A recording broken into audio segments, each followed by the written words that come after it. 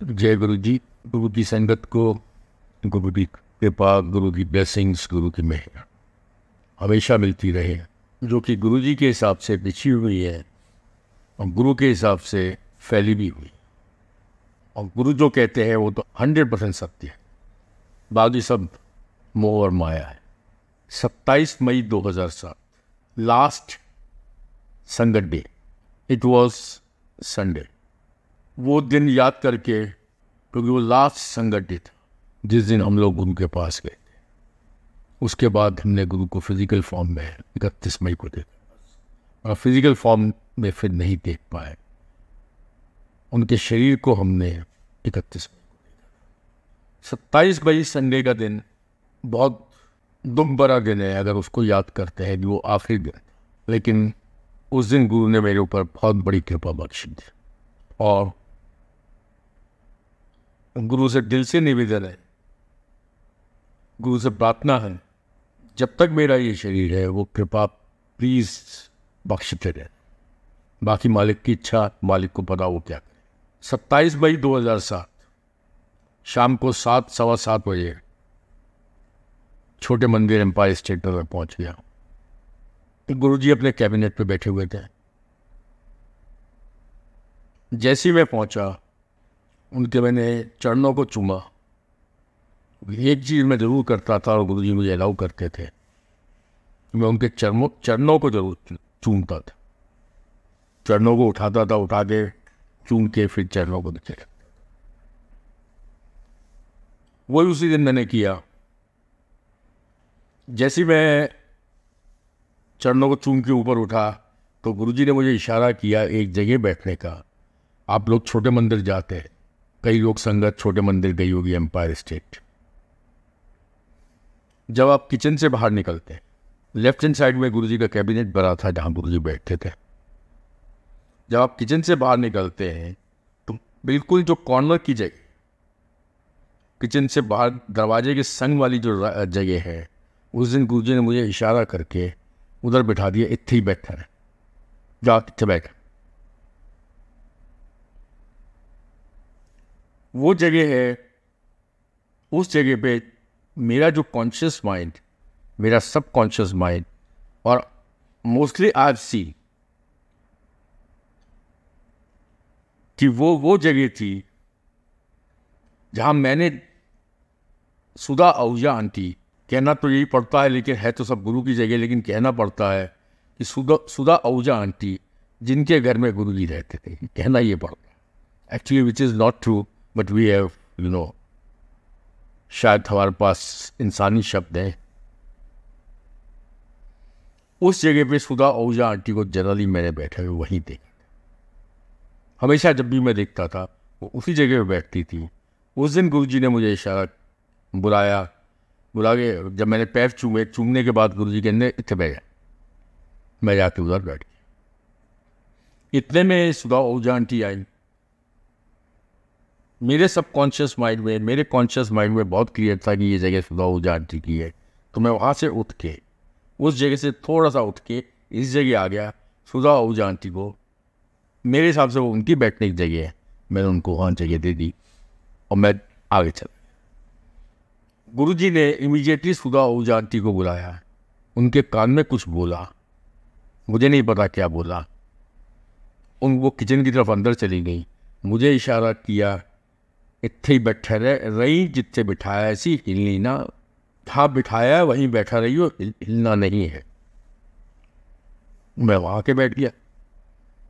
9:15, 9:30 बजे नॉर्मली जो लंगर प्रसाद होता है, फिर सब लोग अपना डिस्पर्स होते हैं। उस दिन गुरु जी ने 10-20 मिनट संगत के संग बिठाया। 10, 10:30, 11 बजे, 10:30, पौने 11 बजे आ गया। लेके हम लोग घर आ गए। उस दिन जो मेरे सामने बैठे थे, जो मुझे जितना ध्यान है, क्योंकि हम इस चीज़ का ध्यान तो करते नहीं थे कौन आया है, क्योंकि वहाँ सारे VIPs ये लोग आते ही रहते थे। अब कौन सा किस दिन आया है इतना ध्यान नहीं रखते थे। उस दिन मेरे हिसाब से शायद मनिंदर सिंह बिट्टा है, कांग्रेस के जो पंजाब के लीडर है, he was sitting over there. और भी कोई बैठा हो तो मुझे ध्यान नहीं। सो दैट डे गुरु जी ने मुझे उस जगह बिठाया तो मेरे हिसाब से सुधा आहूजा आंटी की जगह थी, और सिंपल ये बोला, इतने ही बैठा रही हिली ना। दिस वॉज 27 मई 2007। क्यों बिठाया वो उनको पता, मेरे उस समय तक कुछ समझ में नहीं आया। नेक्स्ट डे गुरुजी ने 28 मई 2007 मुझे एक सेवा दी। पहली सेवा गुरु दरबार की।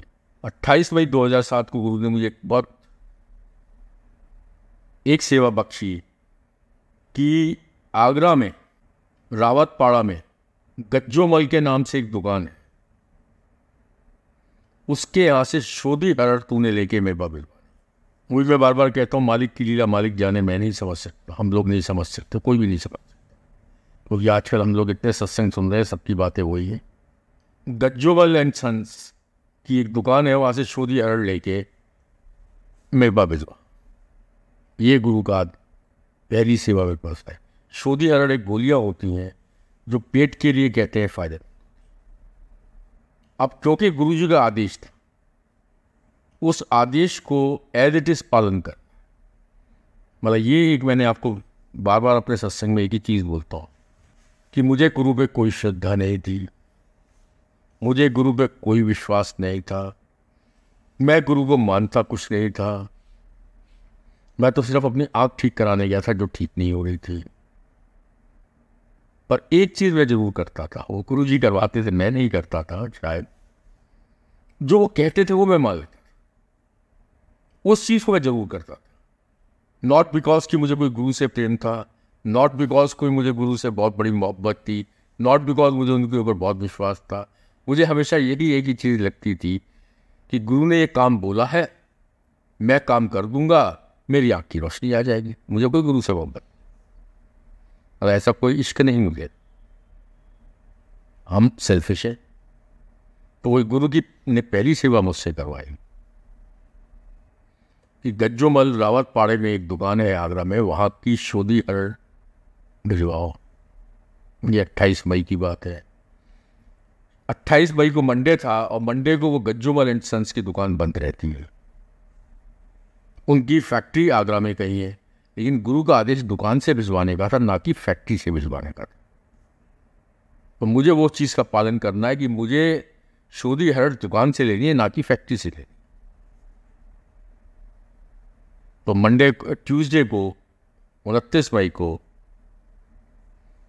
दुकान खुली, तुरंत एक कार्टन छोटा सा बनवा के उसमें शोधी हरड़ परचेज करके एक पूरा कार्टन मैंने दिल्ली भिजवाने का आदेश था, भिजवा दिया।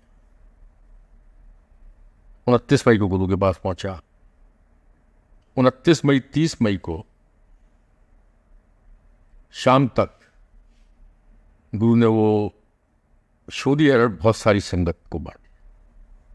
मुझे नहीं पता था क्या हुआ उसका, लेकिन ये बात मुझे 2013 या 14 में गायत्री सबरवाल, उनके father in law Sabharwal uncle जो गुड़गांव में रहते हैं, उन्होंने बताया, और गुरु ने कहा था ये बहुत ब्लेस्ड शोधी हरड़ में रहते हैं। जो शोधी हरड़ उनको 29 मई या 30 मई को, वो उनके पास 2013 या 14 तक वो शोधी हरड़ चलती थी। जब भी उनको पेट में कोई तकलीफ होती थी, वो शोधी हरड़ वो खाते थे। और शायद जो मैंने सुना है, वो ही शोधी हरड़ गुरु जी ने खाई थी पहली सेवा मुझे गुरु दरबार में, and I am too thankful to him. 30 मई को गुरु जी का कहते हैं पेट में खराबी, पेट से ही प्रॉब्लम स्टार्ट होती है, और जनरली पेट ही सबसे बड़ा हमारा दुश्मन है, जिसके भरने के लिए हम सारे जिंदगी भर काम करते हैं, वही शायद सबसे बड़ा दुश्मन। पेट ना हो तो कुछ भी ना हो।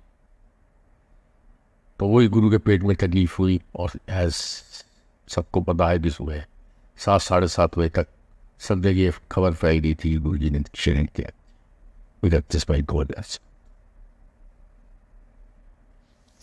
मई 2007 को, उस दिन जब गुरु जी ने मुझे वहाँ बिठाया, उसका मतलब समझ में नहीं है।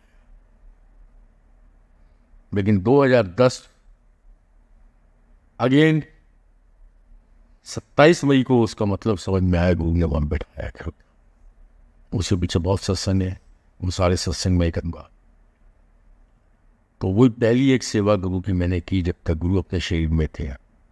शोधी हरण की सेवा गुरु ने करवाई 27 मई को। उस दिन बैठ के उन्होंने, व्यस्त तो वो पहले ही कर चुके, वो तो जन्मों से कर चुके हो भाई। अगले 50 जन्मों तक किसके संग क्या होना वो सब कुछ गुरु व्यस्त कर चुका। अगले 100 जन्मों तक कर चुका, पता नहीं कितने जन्मों तक कर चुका, मैं गिनती नहीं जानता। मैं तो अपनी वैसे कुछ बोलना पड़ेगा, अनंत तक वो हमें व्यस्त कर चुका, उसकी हमें कोई। 27 मई को गुरुजी ने जब मुझे वहाँ बिठाया, उसका मतलब मुझे 27 मई 2010 को समझ में आया, जब आगरा में गुरु ने मुझे सेवा बख्शी कि वो उस घर में आए। उस घर में वो पहले से भी थे, लेकिन एक तो ईश्वर भी कुछ रूप दिखाता है। ईश्वर तो हर जगह, लेकिन कुछ दिखाता है। उस दिन उन्होंने दिखाया कि मैं आ रहा हूँ। है वो हर जगह, लेकिन कभी कभी वो दिखाता है। जैसे आप लोगों के सत्संग होता, आप कहते हैं आज गुरुजी मेरे घर आए, वो तो क्या पहले नहीं थे कि गुरुजी? पहले भी वो आपके घर में थे। या सत्संग खत्म हो गया तो गुरुजी चले गए? नो, गुरुजी फिर भी आपके घर बैठे। उस दिन, जिस दिन आपके यहाँ सत्संग होता, उस दिन गुरुजी सिर्फ संगत को आपके घर बुलाते हैं, और वो संगत होती है जो गुरु का रूप होती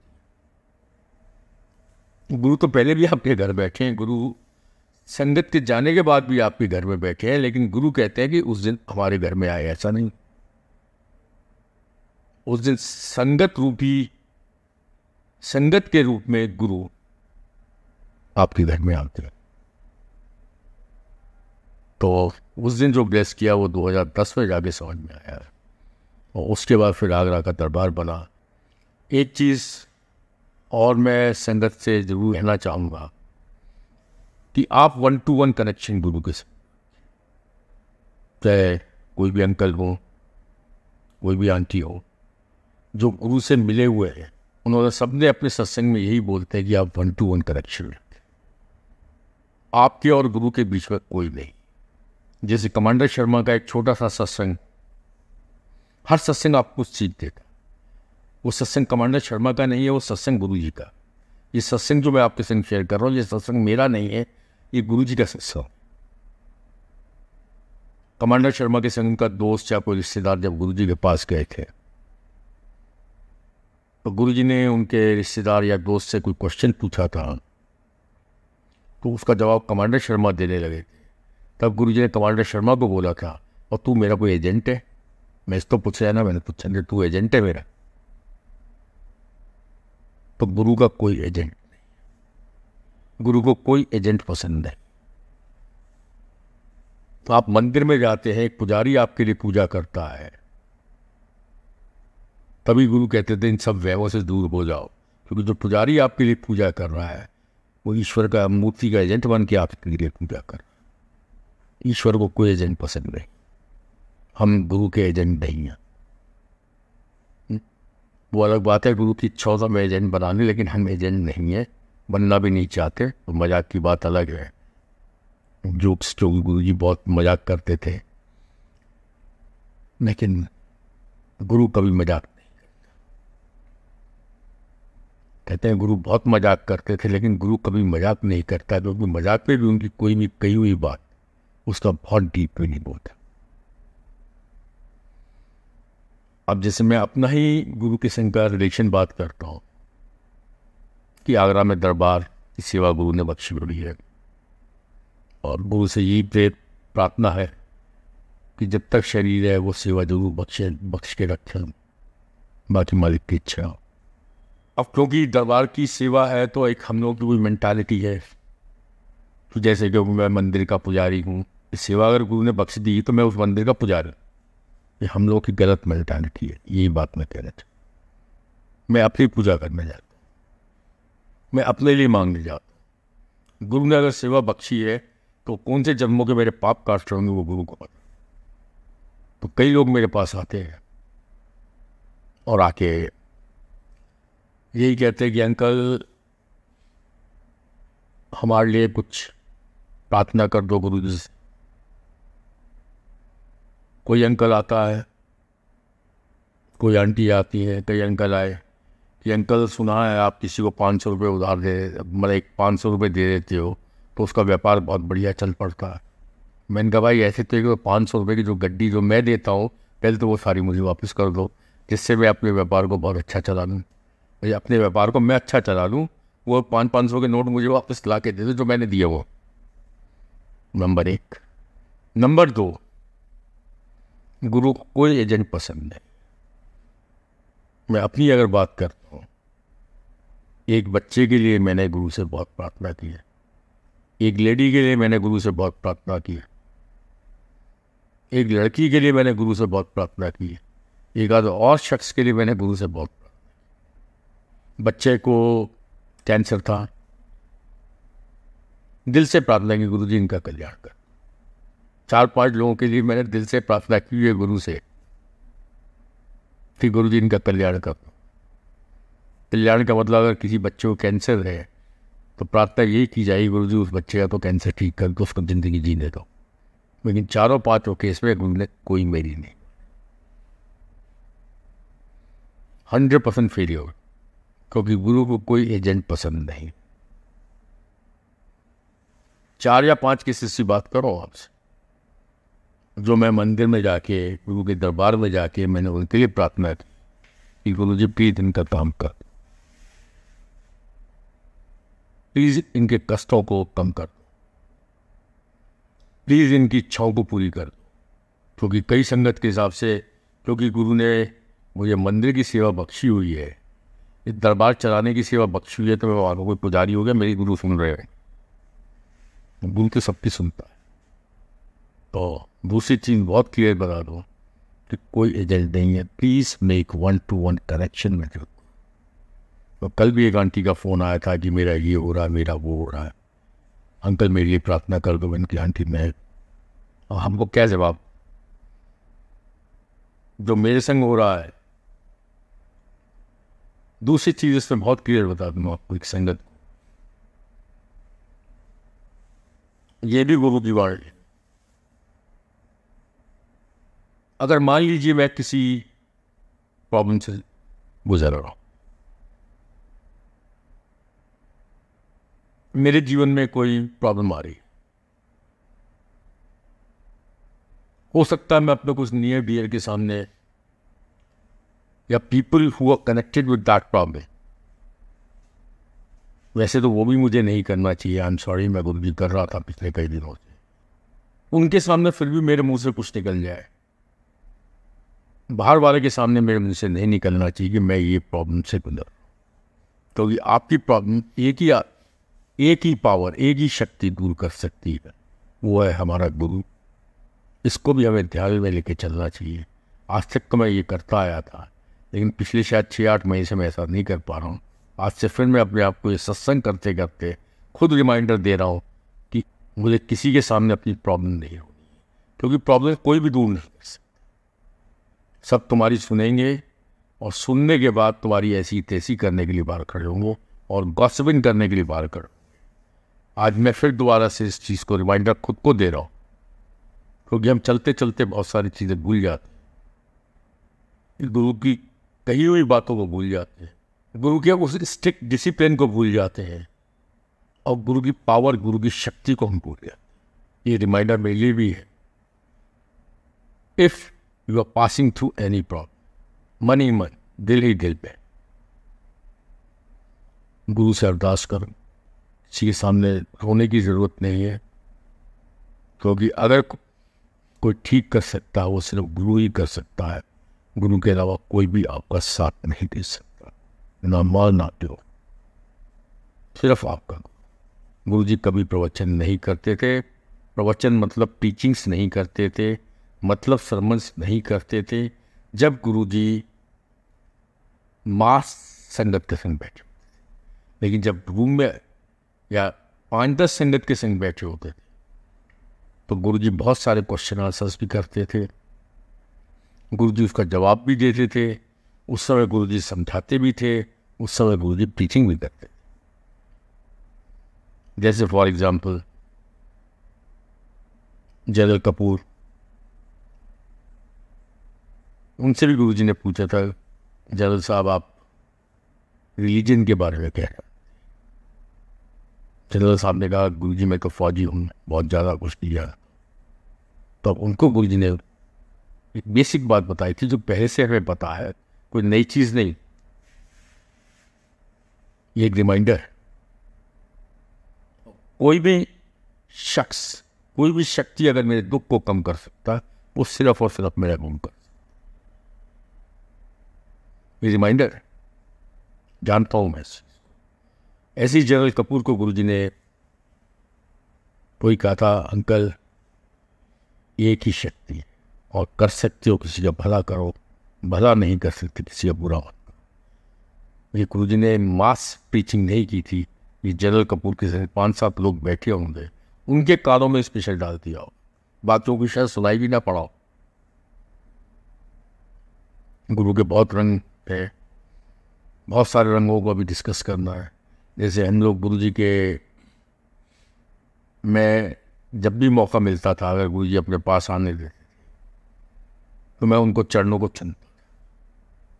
चरणों को उठाता था। जैसे गुरुजी अपने सिंहासन पे बैठे हैं तो चरणों को उठा के चूमता था। मतलब मेरा पेट जो है वो काफ़ी मोटा है, तो इतना ज़्यादा चुका नहीं जाता था, जितना चुक जाता था उतना ठीक है, बाकी चरणों को उठा दो भाई, क्या बात है, तो हमारे गुरु। गुरु को दोस्त समझो, माता पिता तो वो है, अपना सखा समझो, जिस रूप में मर्जी। तो उनके पैरों को जब मैं चूमता था, चूम के मैं देखता था कि अब जो भी मेरी सिस्टर जा रही है, वो तूने वो आज गुरुजी के पैरों को छुआ है, ला अपने हाथ दे, ओहो कितनी खुशबू आ रही है। मैं सुनता था, खुशबू नहीं आती। कई बार मैं कहता था बड़ी खुशबू आ रही है, बहन जी कहती मुझे खुशबू ही नहीं आ रही। किसको क्या देना, किसको क्या दिखाना। कई चीज़ें ऐसी होती थी जो मैंने गुरु के सामने देखी कि मेरी बहन कुछ और सुन रही है, मैं कुछ और सुन रहा हूं। हिज बेस, किसको क्या सुनवाना है, ईश्वर कुछ भी कर सकता है। सो आई होप अंधेरो, गुरु पे विश्वास रखो। मैं नहीं बोलता हूँ ये चीज़, क्योंकि जब गुरु ने विश्वास देना होगा अपने आप देगा। और जिस समय गुरु विश्वास दे दे, जैसे हम जैसे हो, जिसको गुरु ने विश्वास दिया, फिर वो विश्वास उसका हिलता है, वो गलत। नई संगत जिसको विश्वास दिया ही नहीं, तो वो वैभव मत पड़े। तो कई लोग आते हैं, कई संगत आती है कि अंकल हमारे विश्वास को कोई कमी होगी, गुरु जी कृपा नहीं कर रहे, शायद हम पूजा पाठ ढंग से नहीं कर पाते, इस वजह से गुरु जी कृपा नहीं कर रहे। तो मेरे जो गुरु के संग एक्सपीरियंस है वो बहुत क्लियर है। ते सिमरे जिसे आपसे, अपने सेवक की आपे राखे, आपे नाम जपावे। गुरु होय दयाल ता श्रद्धा पूरे। इसी में मैं छोटा सा भी सत्संग आपके संग शेयर कर देता। एक शख्स मुझे मिले जो कोई एम्पायर स्टेट के आसपास एक पार्टी में मिले, गुड़गांव में। ये सत्संग सुनने वाला सत्संग है। जो एम्पायर स्टेट के आसपास एक कुछ छोटी सी दुकान चलाते हो। मैं दोपहर को अक्सर गुरुजी के अंदर मेरी दुकान पे आए अंदर से। पार्टी चल रही थी, मेरे लिए वो सत्संग है, उसके लिए एक वो वाक्य। मेरे लिए ये सत्संग है, मेरे लिए गुरु की एक सीख है, उसके लिए वो सिर्फ एक एपिसोड है। कहता यार ये आया अंदर सी मेरे को, दोपहर में बैठा होता सी, कहना कई बार आया आंदे सी गप्पा शप्पा मारते रहते सी। जब तक असी मतलब जब तक दुकान पर कोई ग्राहक नहीं होता था तो ठीक है, चलो भाई बैठे है तो कोई गल नहीं, गप्पा मार लो। और कोई ग्राहक होता था फिर आ जाते तो बड़ा लगता था यार बाबा जाए, एवं टाइम वेस्ट कर रहे हैं। कहते कई बार उन्होंने मैंने किया, और डेली गुरु जी, ये है मेरा गुरु। हर सत्संग के पीछे मतलब समझ, उसके लिए एपिसोड है, मेरे लिए ये सत्संग है। तेरा डेली शाम को मेरे लिए एक गुरु जी चाय का प्याला भिजवा देते। तेरा मैं कभी भी एम्पायर स्टेट नहीं गया, कभी भी एम्पायर स्टेट, लेकिन चाय का प्याला मेरे पास आ जाता था डेली। और कहना आके बैठे रहते सी, कई बार कह रहा उन्होंने, मैंने बोलिया देख मैं तेनू बहुत बड़ा इंसान बनाना है, बहुत रईस बनाना है, और तेरे सामने महाशिव बैठा है। अंकल तेरे सामने महाशिव बैठा है और मैं ही तेनू रईस बनाना है, और तू कभी मनेगा नहीं, तेरे को महाशिव खुद आना से। तो वही पार्टी में उन अंकल, तेरे आज मैं बहुत रईस आदमी हूँ, 500,000 करोड़ का आदमी हूँ, पर मैं आज भी नहीं मानता हूँ कि मेरे सामने कोई महाशिव बैठ। मैं ये मानता हूँ कि एक पहुँचा हुआ संत या कोई जोशी थे तुम्हारे गुरु, जिसने मेरे भविष्य बता दिया। किसको कौन सी बुद्धि देगा गुरु, वो गुरु जी में छोड़ दो। सत्संग के थ्रू जो आप लोगों को बुद्धियाँ मिल रही हैं आज की तारीख में, पिछले 1-2 महीने से उन बुद्धियों को ग्रहण करो, उसकी नबस को पकड़ो, उसके जिसको पकड़ो। चाहे जेठरा अंकल का सत्संग हो या किसी का भी अंकल का सत्संग हो, हर सत्संग में एक चीज़ आप कॉमन नोट करना। मोर देन 90% सत्संग, जितने पुराने संगत के आप सत्संग सुनते हैं, एक कॉमन चीज़ है कुछ नोट करना। एक सबसे बड़ी कॉमन चीज़ है कि वहाँ गुरु के पास कोई उनको महाशिव मान के नहीं आता, कोई भी नहीं आता। चाहे हरिता आंटी का सत्संग आप सुनना, तो उनको भी बैम्बी आंटी जब लेके गई थी तो उन्होंने उनको कुछ नहीं माना था, वो ओपन हार्ट के संग नहीं गए। चाहे मचकन का आंटी के सत्संग सुन लेना, वो भी पहले दिन हाथ जोड़ के पिंड छुड़ा के भाग जा रही थी। कोई विश्वास से संग नहीं जाता। गुरु कृपा करता है, विश्वास देता है। सो गो विथ, किसी व्यवहार मत पड़ो, ऐश करो, मजे करो। वही बस एक कोई चीज़ याद रखो, कर सकता किसी का भला कर, भला नहीं करना किसी का बुरा नहीं करना, बाकी अपने जीवन को चलाओ। जय गुरु जी, कृपा बरसती रहे, फूल बरसते रहे गुरु जी के, और हम लोगों के ऊपर गुरु जी मेहर रखे। आज एक आंटी का जैसे फ़ोन आया कि मैं सुबह गुरु जी के सामने भोग लगाती हूँ, 1-2 दिन पहले कई जैसे ये फ़ोन आते हैं। मैंने कहा मैं तो लगाता नहीं भाई, मैंने कहा वो मुझे खिलाएंगे या मैं उनको खिलाऊंगा, पहले ये बता भाई। मैं तो भोग लगाता नहीं, मैं तो अपनी थाली पहले जब आती है गुरु जी के सामने देखता हूँ, गुरु जी ये प्रसाद मैं खा रहा हूँ, मैं आपको क्यों खिलाऊँ भाई?